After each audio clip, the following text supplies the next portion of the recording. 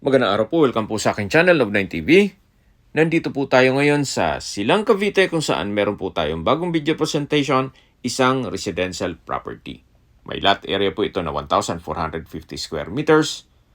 Ito po'y titulado, buhay po ang may-ari, kaya wala po kayong magiging problema sa documentation o sa transfer ng title. Patag na patag po ang lupa, kaya usable po lahat. Wala pong masasayang.